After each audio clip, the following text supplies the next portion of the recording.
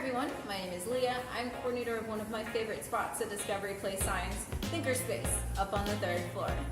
Today I'm excited to share with you one of my favorite hobbies and things to do in Thinkorspace, which is sewing.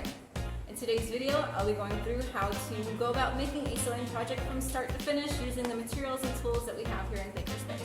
Let's head on and get started. If you've never been into Thinkorspace before, it's our design-focused makerspace on the 3rd floor of Discovery Place Science. By designing, prototyping, and innovating, we use real tools to make ideas on paper come to life. We use a variety of tools and materials and love to see what we can reimagine recycled materials into. Everything starts with an idea, so let's go plan it out. So I've gathered up all my materials here, and now I need to make my pattern. This is important to plan out instead of trying to do it freehand, because if my sides don't line up when I go to sew them together, things can turn out wonky and be more difficult later on. Something to also consider when sewing is that we lose a bit of the fabric when sewing pieces together, so you want to make sure that your pattern is about a ½ inch bigger around all sides to account for the seam that we're going to be sewing in. I cut out my desired L out of cardstock, or I can use cardboard, so that I can trace it easily onto the fabric.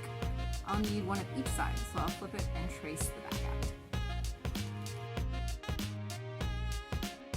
Okay, so I have my patterns cut out and clipped, and I have my right sides together, so my pattern sides on the inside facing together, and that's so that when we sew it together and leave a small opening at the end, we can flip it outside, and our pattern is on the outside, and we don't see any of our seams.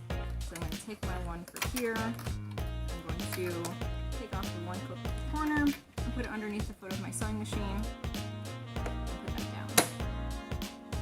I picked a simple straight stitch, which is just going to do a nice straight line to make a strong seam along the edges. You can go whatever speed feels right for you. I always say start slow and move up if you feel comfortable going a bit faster on the sewing machine. Mistakes are okay, that's why we have erasers at the end of pencils, right?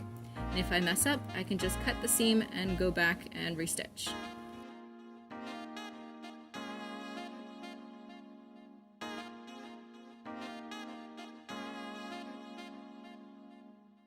Alright, so now it's time to stuff my L so it's nice and fluffy like a pillow.